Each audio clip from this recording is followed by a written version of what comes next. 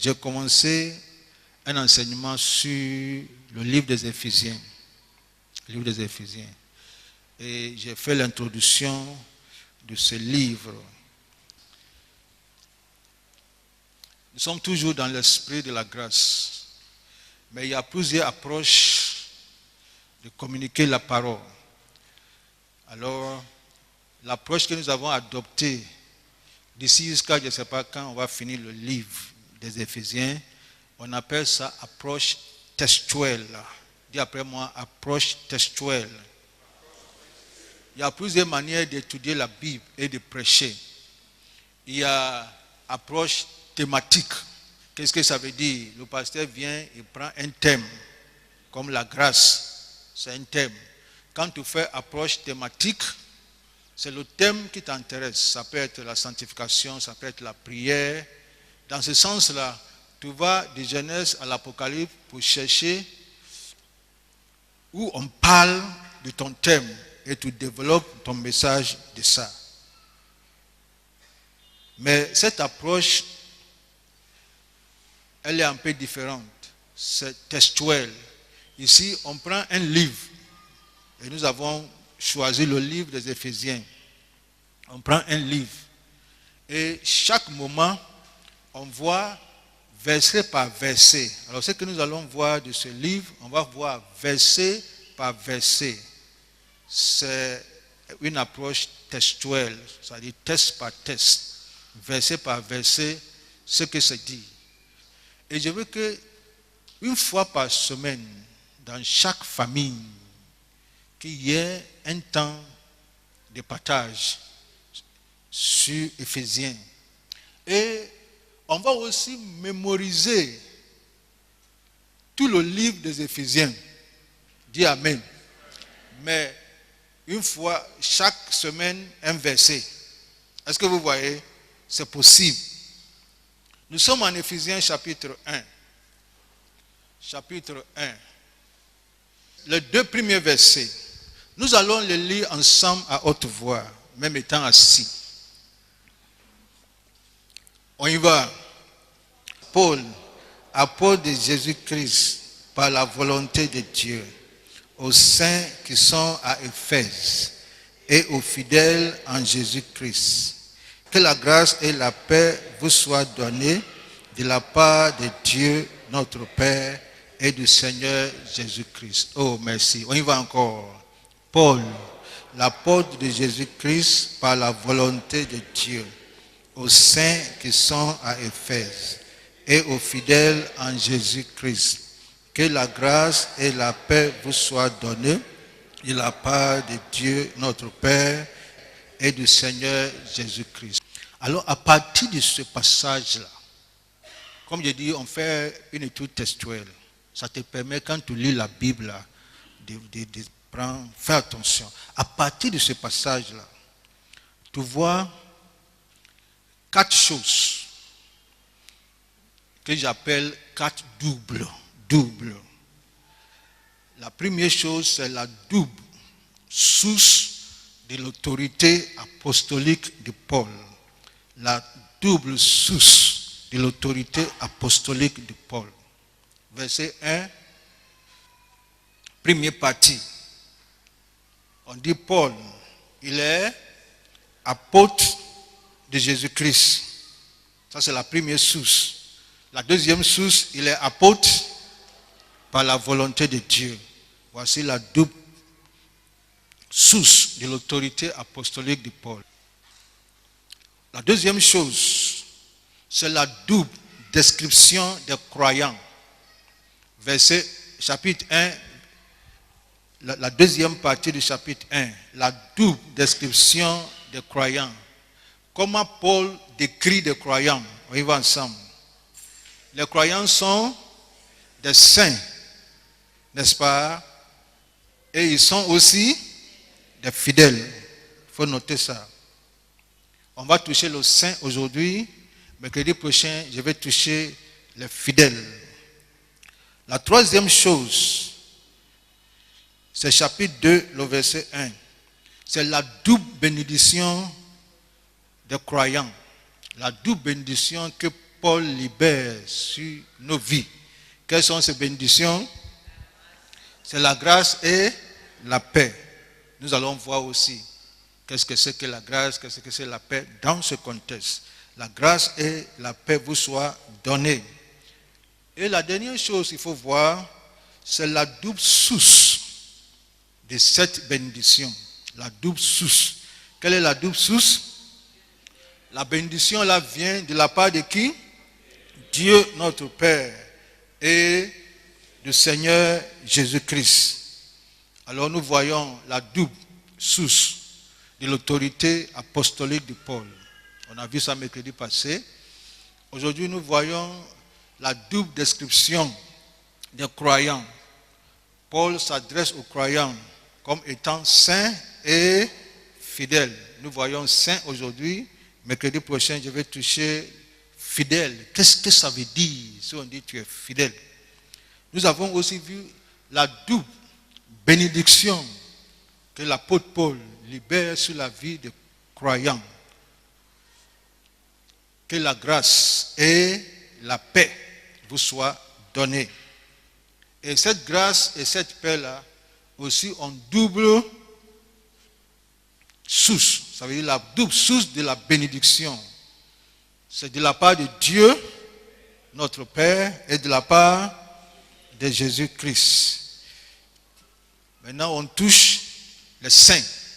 Nous sommes en Éphésiens 1, le saint. Quand on dit que quelqu'un est saint, qu'est-ce que ça veut dire? L'apôtre Paul dit, les saints qui sont à Éphèse, ces saints-là sont vivants, n'est-ce pas? Ce n'est pas les gens qui sont morts et après quelque temps, on va les canoniser saints. Mais dans le Nouveau Testament, les saints sont déjà vivants. Alors, qu'est-ce que ça veut dire si on dit que quelqu'un est saint? Ça veut dire que le terme saint signifie mis à part. Mis à part. Ça veut dire séparé. Et ça veut dire consacré. Alors toi, en tant que croyant, tu es saint. Dis-moi amen. Tu es saint. Tu veux quelqu'un, dis-lui Saint Jacques. Si tu connais son prénom. Saint Christ. Alors, tu es saint. Tu es saint. Pourquoi tu es saint? Parce que Dieu t'a mis à part. Parmi les hommes, des milliers d'hommes, Dieu, dans sa souveraineté, t'a mis à part. Il t'a séparé des autres. Il t'a consacré. Tu es saint. Ça veut dire que même en Éphèse, ou bien même à Abidjan, Dieu a des saints. Et ces saints-là sont vivants. Ils ne sont pas morts, ils sont vivants. Alors, ils sont mis à part, séparés et consacrés pour une fonction sacrée. Est-ce que vous voyez? Quand la Bible dit saint, il y a deux choses. La première chose est que Dieu te met à part. Il te sépare. Il te distingue des autres. Tu es différent. Lève la main et dis, je suis différent. Tu es différent. Dieu te met à part. Ça, c'est la première chose. Mais il te met à part pour quelle fonction? Pour quelle raison? Pour une fonction sacrée. Dis après moi, fonction sacrée. Alors, il te met à part pour une fonction sacrée. Ça, c'est la deuxième chose. Mettre à part, on appelle ça vocation. On y va ensemble? C'est la vocation. La fonction sacrée, on appelle ça conduite. Alors nous allons voir deux choses et nous allons finir. La conduite et la vocation. D'abord, c'est la vocation. Voyons 2 Timothée 1, 9. 2 Timothée qui nous a sauvés. Qui nous a sauvés? C'est Dieu qui nous a sauvés. Vous y êtes? 2 Timothée 1, 9. Et nous a adressé une sainte vocation. Dis après moi, une sainte vocation. Et écoute ce que c'est la sainte vocation. Paul dit que cette sainte vocation que Dieu nous a adressée, non à cause de nos œuvres, mais selon son propre dessein et selon la grâce qui nous a été donnée en qui? En Jésus-Christ, avant les temps éternels. Et nous allons voir rapidement certaines choses. Dieu nous a sauvés. Et quand il nous a sauvés, quand est-ce que Dieu nous a sauvés? Quand date ton salut? Mon salut date quand? Avant la fondation du monde. Ça, c'est ma vocation. C'est ma position en Christ. Qui nous a sauvés et nous a adressé une sainte vocation. Ça veut dire que notre vocation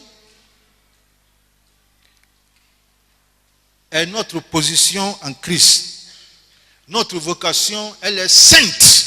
Elle est, oh, aide-moi, elle est sainte, notre vocation. Et Paul dit, non à cause de nos œuvres. Ça veut dire que notre vocation ne dépend pas des œuvres. La deuxième chose. Et l'apôtre Paul dit, mais selon son propre dessein.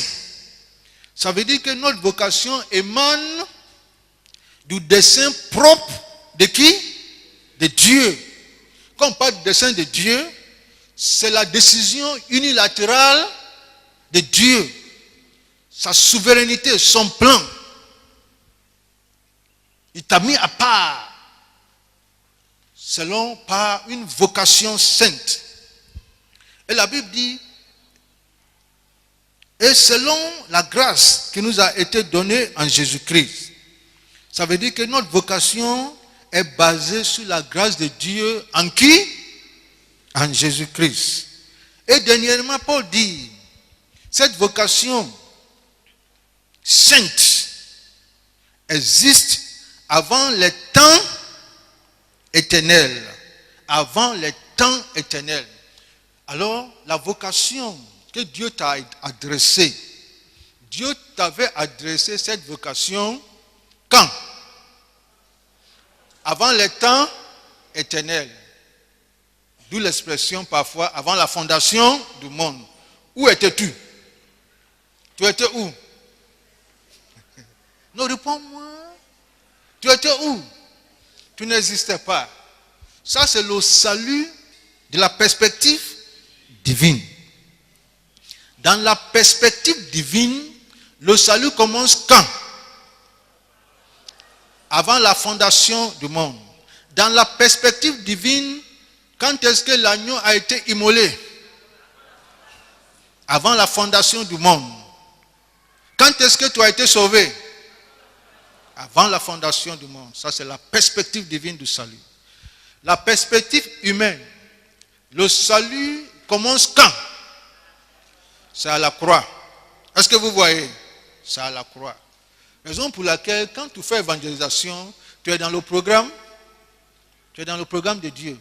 Parce que ce que Dieu a arrêté d'avance, c'est ça, toi, te rendre physiquement dans le programme de Dieu. Tu deviens la personne la plus importante aux yeux de Dieu. Dis-moi Amen. Voyons la deuxième partie, c'est notre conduite. 1 Thessaloniciens 2, le verset 10.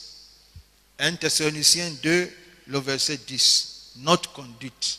On a vu notre vocation. Et si tu as tout oublié, n'oublie pas que notre vocation, c'est une vocation sainte. Voyons notre conduite. 1 Thessaloniciens 2, le verset 10. Vous êtes témoins, et Dieu l'est aussi, que nous avons eu envers vous qui croyez, on y va ensemble, Une conduite sainte, juste et irréprochable. Notre vocation, elle est sainte. Notre conduite, elle est sainte. Alors notre conduite, dit l'apôtre Paul, est sainte. Notre conduite est juste. Ça veut dire elle est impeccable. Notre conduite est irréprochable. Ça veut dire que ta conduite en tant qu'enfant de Dieu sur la terre, la vocation là, c'est ce que toi te représentes devant Dieu. La conduite, c'est ce que Dieu attend de toi où? Sur la terre. Et la vocation est sainte. Est-ce que la conduite peut ne pas être sainte? Non. La vocation est sainte. La conduite l'est aussi. Est-ce que mon français est clair? La vocation devant Dieu, quand tu te présentes devant Dieu, tu es sainte. Dieu te voit saint. C'est que Dieu te voit. Éphésiens 1:4 dit, en lui, il nous a prédestinés afin que nous soyons saints et irrépréhensibles. Devant qui? Devant Dieu. Dès que tu te présentes devant Dieu, tu es saint. Et cette sainteté-là dépend de quoi? Dépend du dessein propre de Dieu. Dépend de la grâce de Dieu en qui? En Jésus-Christ. Cette sainteté dépend de ce que Christ a fait pour toi. Alors quand tu vas chez Dieu, il ne faut pas dire ce que tu as fait. Parce que ce que tu as fait là, la Bible dit que ta justice est comme des vêtements souillés. Est-ce qu'on se communique? Il ne faut pas dire ce que tu as fait. Comme je l'ai dit la fois passée, c'est Dieu même qui doit te dire ce que tu as fait. Ou bien qui doit dire à quelqu'un ce que mon serviteur là a fait. On se communique? Alors, devant Dieu, tu es saint. Ça, c'est ta vocation. Ta conduite, c'est où? Sous la terre. Et comme la vocation est sainte, la conduite l'est aussi. Et la conduite, Paul dit, vous êtes témoins. Quand nous sommes venus chez vous, vous êtes témoins. Dieu l'est aussi. N'est-ce pas? Que nous avons adopté une conduite sainte, une conduite juste et une conduite irréprochable. Que personne ne peut dire, j'ai pris l'argent de quelqu'un, j'ai pris la femme de quelqu'un, j'ai fait ça, j'ai fait ça. C'est une conduite sainte, juste et irréprochable. Voici ce que Dieu attend de toi. Où? Sur la terre. Au bureau? Ou encore à l'école? Ou encore à la maison? C'est ce que Dieu attend de toi. La vocation est sainte. La conduite l'est aussi. Notre conduite va de pair avec notre vocation. On ne peut en aucun cas dissocier la conduite de la vocation. Tout simplement parce que ma conduite est le reflet de ma vocation. Est-ce qu'on se communique? Ma conduite est le reflet de ma vocation. Quand on regarde ma conduite, on dit qu'il y a quelque chose. Dieu t'a mis à part. N'est-ce pas? Dieu t'a mis à part. On dit qu'il y a quelque chose. Dieu t'a séparé. Dieu t'a consacré pour une fonction sacrée. C'est ma vocation qui influence ma conduite. Ce n'est pas ma conduite qui influence ma vocation. Qu'est-ce que ça veut dire, pasteur? Ça veut dire que ma vocation, c'est l'être, le verbe être. C'est que je suis en Christ. Est-ce que vous voyez? Ça ne change pas. Ce que je suis en Christ ne change pas. Ça, c'est l'être. Ma conduite, c'est le verbe faire. Ce que je fais en Christ. Autrement dit, ma vocation, c'est ma position. en Christ. Ma conduite, c'est ma marche, toujours en Christ. Ma conduite n'influence pas ma vocation, mais c'est ma vocation qui influence ma marche. Comme je suis saint devant Dieu, Dieu attend que je sois saint devant les hommes. Devant les hommes. Dieu n'a pas dit, je m'en fous. Je veux m'habiller comme je veux. Je m'en fous. C'est ma relation avec Dieu qui compte. Non. Ma sainteté devant Dieu compte. Aussi que ma sainteté devant les hommes. Lève la main et dis, je suis saint. Alors je suis saint, c'est pour cela que je mène une vie sainte. Est-ce que vous voyez? Je ne mène pas une vie sainte pour devenir saint. Non. Je répète. Je ne mène pas une vie sainte pour devenir saint. Je suis saint, c'est à cause de ça que je mène une vie sainte. Je suis médecin, c'est à cause de ça que je soigne. Je ne soigne pas pour devenir médecin. Je suis pasteur, c'est à cause de ça que je prêche. C'est à cause de ça que je fais ce que je fais. Si la vocation n'est pas là, si l'appel n'est pas là, est-ce que vous voyez? Tout ce que je fais là, demain Dieu va me dire, je ne vous ai jamais connu. C'est à cause de ça, d'abord c'est la vocation. Ensuite c'est la conduite. C'est très important. On se communique. Voyons Romains chapitre 11, le verset 16. Vous y êtes? Paul dit, or, si les prémices sont saintes, on y va ensemble, la masse l'est aussi. Si la racine est sainte, finissons ensemble, les branches le sont aussi. Si les prémices sont saintes, la masse l'est aussi. Les prémices, c'est la partie dédiée à Dieu. Et Paul dit, si tu te dis la partie qui revient à Dieu, la partie que tu gardes là devient aussi sainte. Est-ce que vous voyez? La plupart du temps, quand tu ne donnes pas à Dieu, l'autre ne peut pas être saint. Est-ce qu'on se communique? Mais quand tu donnes ce qui revient à Dieu, et Dieu le considère saint, ce que tu gères là est aussi considéré saint. Il n'y a pas un démon qui va venir toucher quelque chose que Dieu a mis à part. On se communique? Bref. Si la racine est sainte, les branches le sont aussi. Ça veut dire, si la vocation est sainte, on y va ensemble, la conduite l'est aussi.